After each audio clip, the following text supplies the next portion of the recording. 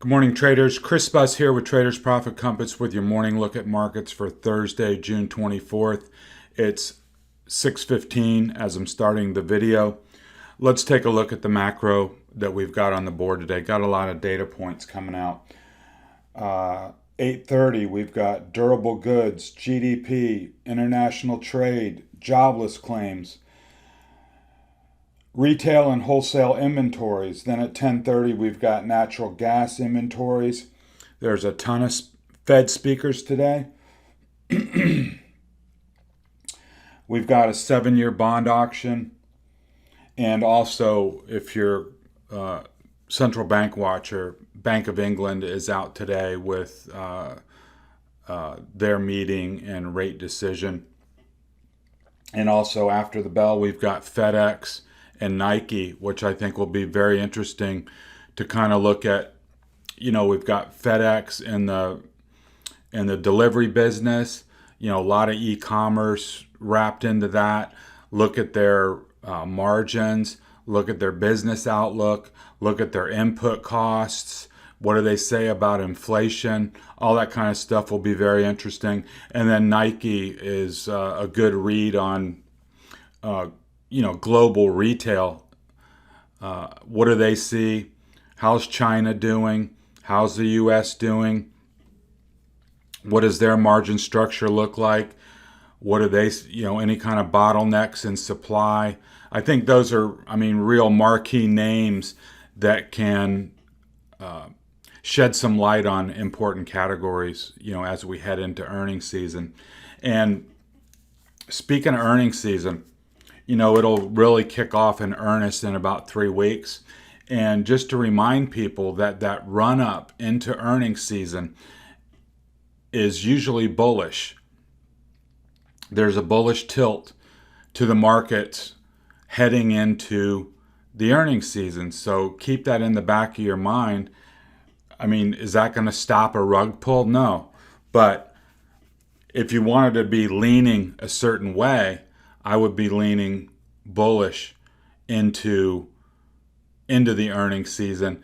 And one thing you can do is, well, certainly if there are particular names that you're interested in, look up when their earnings are and then track those names more closely because, like I said, there's a general bias to run up into earnings.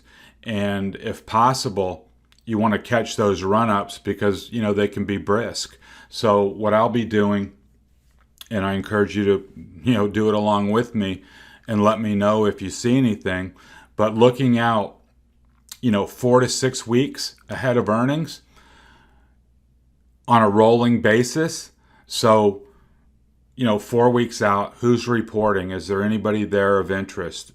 Things to put on the watch list. And then as we roll through, as 1 week rolls off, you bring into focus the following week. So you've got a 4 to 6 week rolling list of names to watch heading into earnings. So let's get into this. What I'm going to do today is go over the indexes and FATMAAN names as I always do. Then I'm going to look at following up on some trade ideas we got in the works, and then take a look at solar because there's some interesting action going on in that segment. SPY 2 hour, not a lot of activity yesterday. Oh, and I wanted to mention, and I forgot, sorry, that equities are nicely up here in the pre-market. I'm not sure why. There was a big bar at 3 a.m. this morning, and across the board, across ES, NQ, and the small caps, all at 3 a.m., all took a sharp jump higher. So now they're all holding those gains at between 0.5, 0.6%. So we'll see how that goes, after these data prints at 8:30 and see if they can hold into the cash open at 9:30. So anyways, SPY 2 hour, nothing happening yesterday at this level. We made a couple runs at 424, couldn't take it out. Now we had dropped down below 423. But now in the pre-market, we are in the mid 424s, 424.50, 424.60. So as we always talk about, that'll leave a gap below. So just be aware of that. But if it looks like it holds and you're long, you've been long through here, roll up your stops and even your strikes to 424 and then see if that can hold throughout the day and go higher towards this 428 technical target that we've been watching and aware of on the board for several weeks. Here's a SPY 30-minute. You can see that we spent the whole day in a $1 range, and then they kind of dumped it into the close. So, like I said, if everything holds going into the cash open, we'll be up above 424. Just keep in mind that'll leave, a pretty decent gap below that we'll want to account for and be ready for if they, as they always do. Are they gonna pull the rug, fill that immediately and then bounce, or are they gonna hold it and continue to grind higher, maybe come back to 424 where all this support is, and then bounce it from there? So Qs, nice day. Didn't really do anything. Kind of a frustrating day on the Qs at the index level. We've got this high here. We're trading right around 350 in the pre-market. So I think what you can do is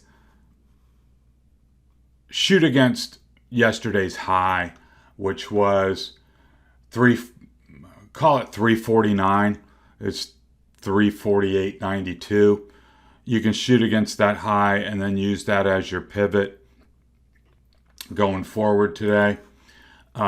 Here, what I've done is with all this action, what I've kind of done is box this in as if it's a bull flag. And I think that's what it is.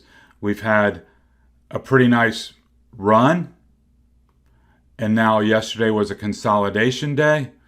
And if this plays out as a bull flag, of course, this is the flagpole down to 342, and then add that on to 348, and you got a pretty nice move there. So we'll see if that holds. I've also put in a midpoint line within this rising channel, and then we can look for a push. If we get that break above 350 today, and then a move higher, get this bull cross going, high level bull cross on PPO, and get an extended push on RSI, that's gonna bode really well. And then we can get a push up here towards the top of the channel, and then hopefully the midpoint line here will act as support on any kind of pullback going forward. But just for your chartists, I've mentioned this a couple times, whenever you get a rising channel, you can always drop in a midpoint of the channel, and you can see that often acts as support and resistance. You'll get a drop below, then it'll spend some time on the lower half of the channel, then it'll recover, come back up to the top. So you can use that as a helpful gauge in your charting. IWM was working on a nice day. It was the outperformer, up about 0.33%, not a lot. But there was a moment in the day where we were up here to this resistance level at 230, and then, of course, they dumped it into the close. So I think today you can shoot against 230, because in the pre-market we're trading above that. So just like all the other indexes, there'll be a gap below. But if it can hold 230, I think you can make 231 on the 2 hour is the next level of resistance. And if it can take that out, drive higher. Here's the exploded view. You can see we made a run. I adjusted this trend line slightly because just to get 3 touches on a trend line. Before I just had these 2 and it was drawn slightly different.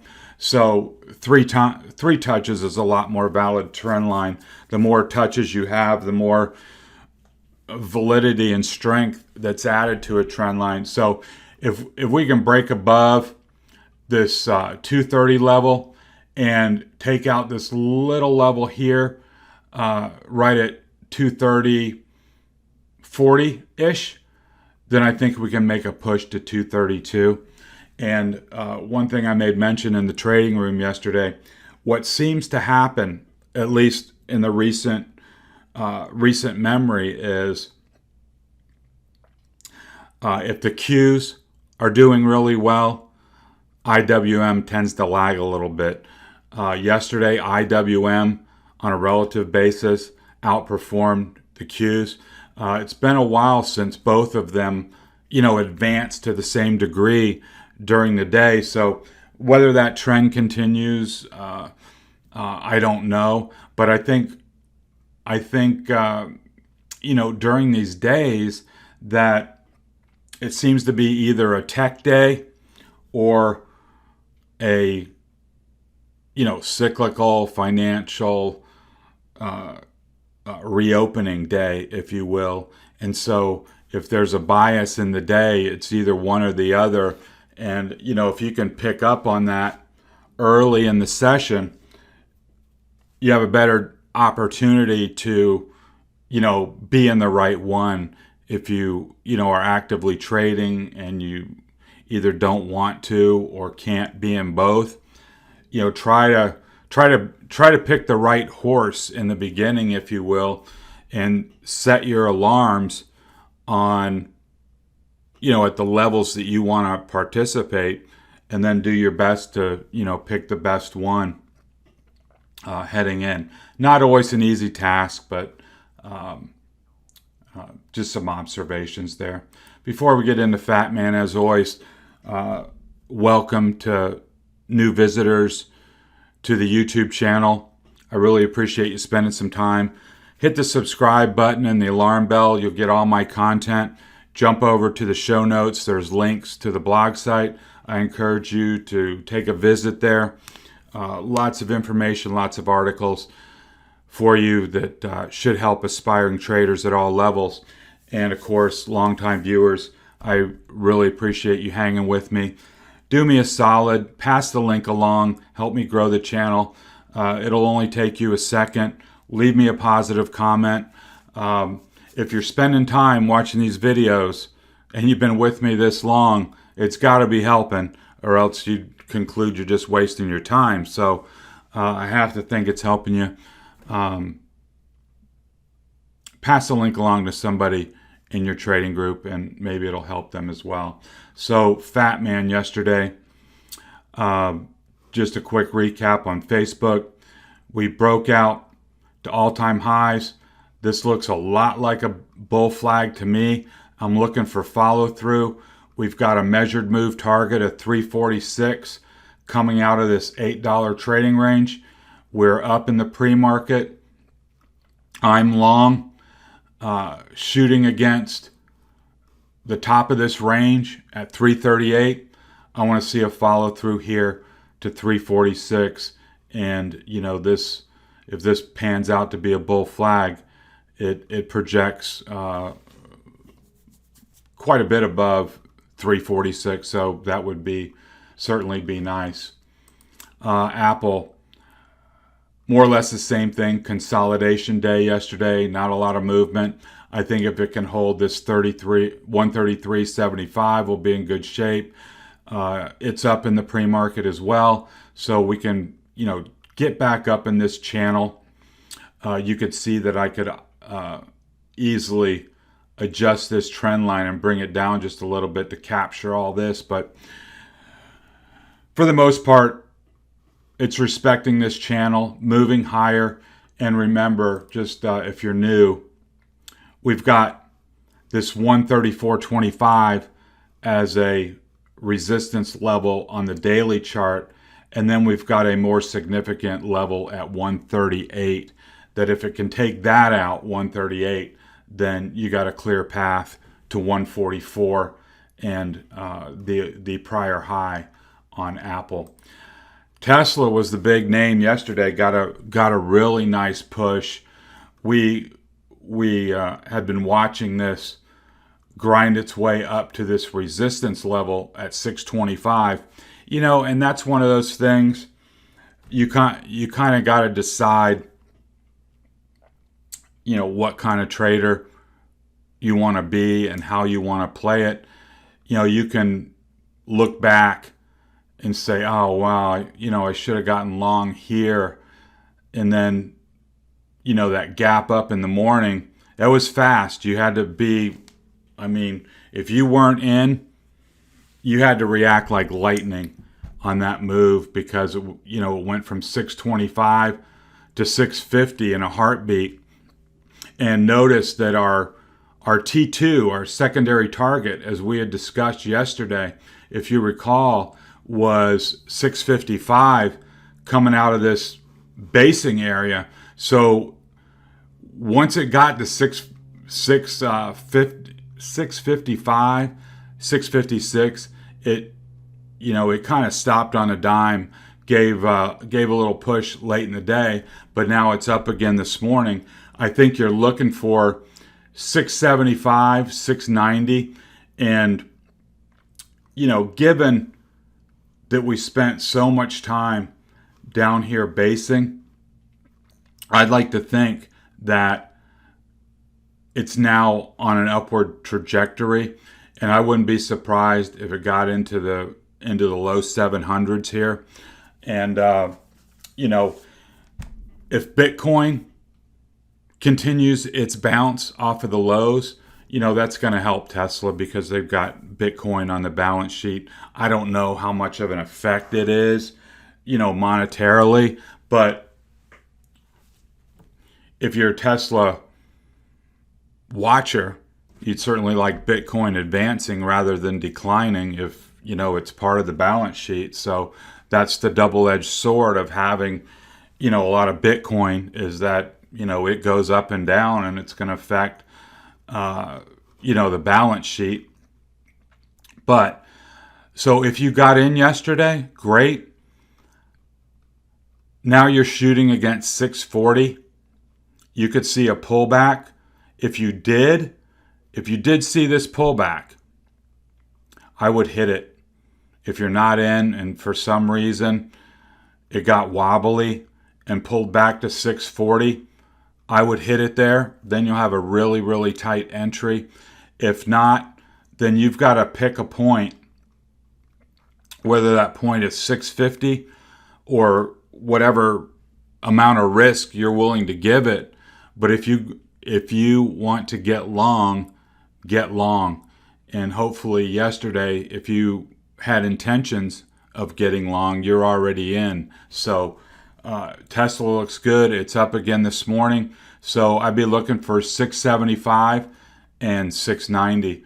And if you get that move, I would ratchet up your, depending on time frame, as we always say, are you shooting for Friday, or are you shooting for September? It makes a tremendous difference in how you manage that position.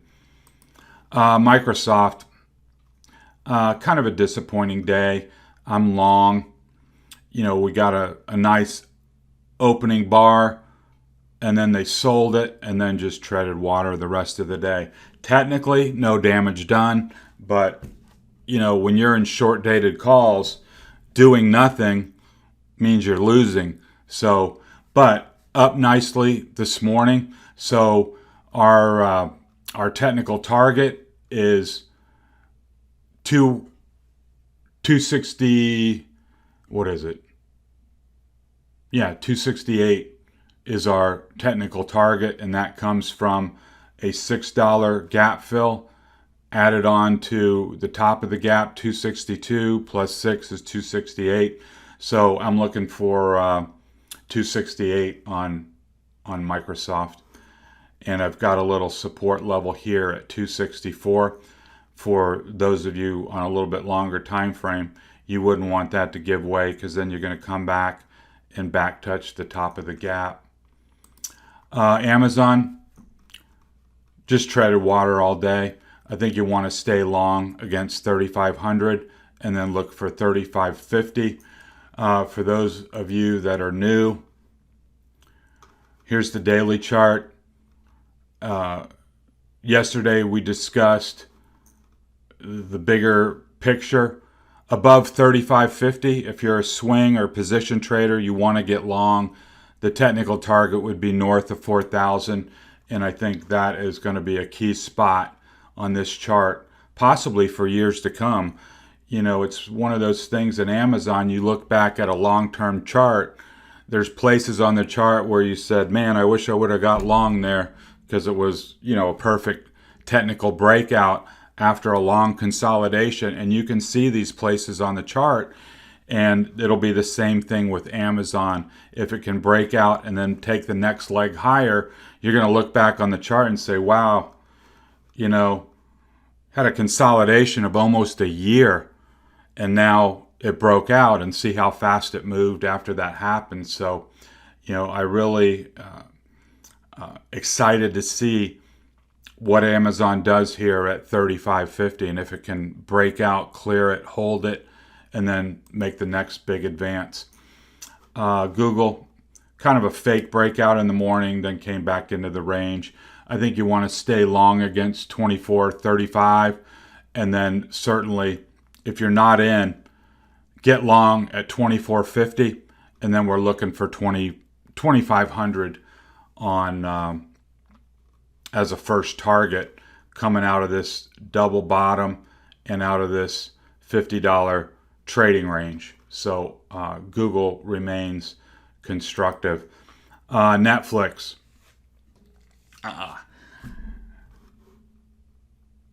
Came up and take a look. Price came up and took a look at 515 gap entry. That first touch was rejected, and now it's consolidating just below 515. You want to get long on that gap entry. Why? Because, well, one, you got a $35 gap, and two, you're coming out of a big basing period, which is going to be supportive. Once you break above 515, you're taking out this whole range, and now this whole range will become support below. So any way you cut it, 515 is an important technical level and where you want to get long, and then you're looking for, over time, a move to 550. So Netflix remains constructive. Moving on to some trade ideas. A lot of you are in Pinterest. Nice advance yesterday, about 2%. I am looking for 77 on the gap fill. That still looks good.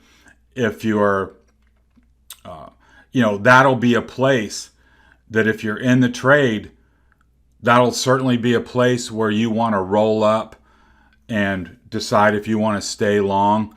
And, I would, if, why get out of the trade? I would certainly want to take profits on that $7, $8 move, but I don't want to sit there with embedded gains either, because this will be a normal place for it to either hesitate, consolidate, and possibly even pull back. So once we get the gap fill and you want to stay long, then you can roll up, buy some more time, get yourself at the money, put all this in the bank, and then look for a move back up towards 86 at this prior level. Because once you clear this resistance, there's not a lot stopping it from getting up to this 86 level. So that would be my technical target. Beyond that, PayPal, nice little extension of our price. We're long, riding the 8 EMA higher. Still like it long. No reason to sell. I'm still looking for 300 on this on PayPal. Snap, we had flagged this, I believe it was last week, as a nice consolidation. Gave, you could see where it peaked above right there. That's probably where we flagged it. Didn't confirm the breakout, but now yesterday we got the move. It was a nice move as well, 5%. So now we're shooting long against 64 with a $16 wide consolidation breakout. Our target is 80. 16 onto 64 is 80. So our next resistance level is this prior high up at, we'll call it 72. So I really like Snap. Also, a lot of institutional call buying in Snap, ranging from, for Friday versus out to September, literally. Different guys with different outlooks. Some are taking, cheap shots for Friday, high risk bets. Of course, any little wobble and you're dead when there's only 2 days to expiration. But high reward, because if you get the pop, then you're ecstatic. So pick your risk level. Pick your time frame that you're comfortable in. I'll do a weekly option every once in a while, and when I do, it's usually I'm taking it Monday or Tuesday for Friday. But I usually like to buy a little bit more time than that. And so you'll know how, what fits in well with your risk tolerance and how you like to trade those things. But from a technical standpoint, I really like this setup. And what you want to see is what we got. These little breakouts like that where it just peaks above, those are higher risk of failure than the big impulsive bar that just powers through that level. And certainly if you got a pullback to 64, like a little back touch, I would definitely hit that there. If you were lucky enough to catch that, that would be great.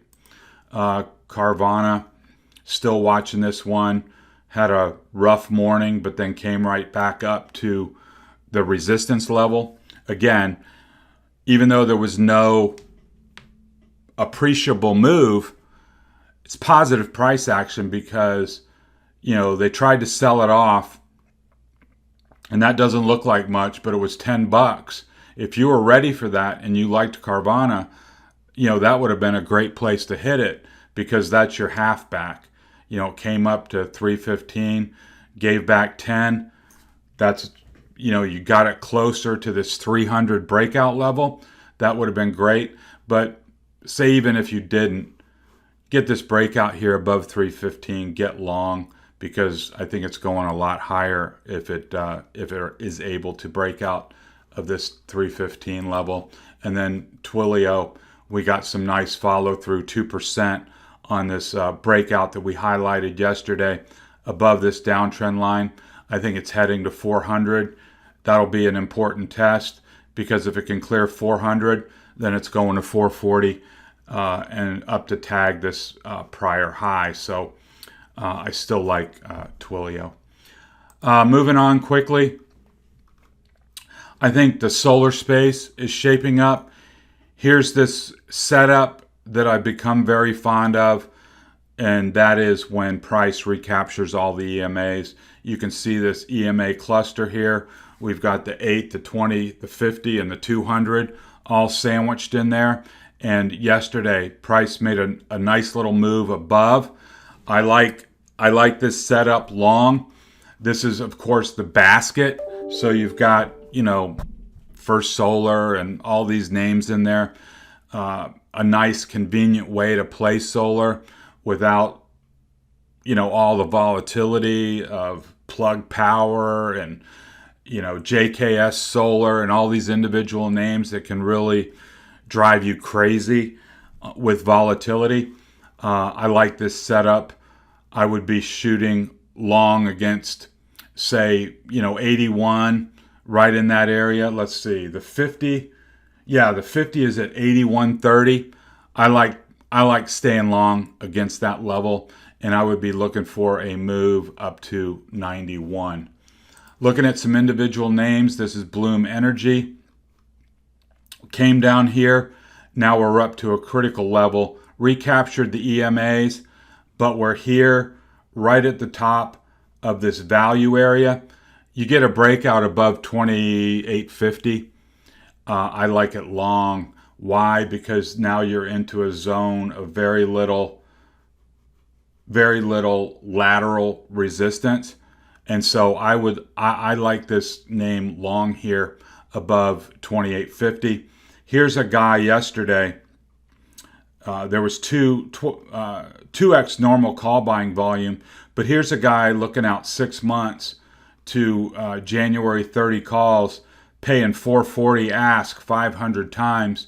So his break even in 6 months is what? 34. Yeah, 30. Let's just call it 35. 34.40 is going to be his break even. So obviously he's looking for something a lot higher. And so I wouldn't front run it though. I would wait for this 28.50 to be taken out. But it's nice to see, some larger call buyers go out in time, voting with their dollars for a sustained move higher. So I like that setup. Here's First Solar. We've got a nice downtrend line. We've got some consolidation beneath it. Notice again, all the EMAs clustered right below. Price is now above all those EMAs. And you've got the faster ones starting to curl up. You get a breakout here at 81, 82, 82.50, wherever you feel comfortable that you've got the breakout secured. Your first target is going to be 90. And then after 90, you can see this, I don't have it marked in here, but this value range. You get above 90, then you got some real horsepower because you're getting into a thin zone of volume over price resistance. You get above 90, you're going to have some runway there with an easier path to higher ground. So I like this setup in First Solar. And then here's what's this? SunPower. Again, EMA cluster above support. You've got a resistance level just above at 29. But again, this to me looks like a constructive setup, maybe not as great as the others. And maybe you want to wait until 29 is taken out to get above this resistance zone. But it's constructive and coming along. You've got PPO breaking above 0. You've got RSI breaking above 50. So you pick your spot, whether you like the TAN ETF, where you've got the basket, or hunt for individual names. Other names of interest: Run, RUN, Regi, REGI. We talked about Plug Power. There's a few other names in the group that you may want to check out. Birds of a feather flock together. And, as some of these names emerge, others will follow if money is flowing into solar. And I'll mention one more thing as we close. We've all heard about this infrastructure bill, right? That's, inching its way through and all this stuff. I think it'll eventually pass. What the final form is going to be, who knows? But you can bet your bottom dollar there's going to be subsidies for solar.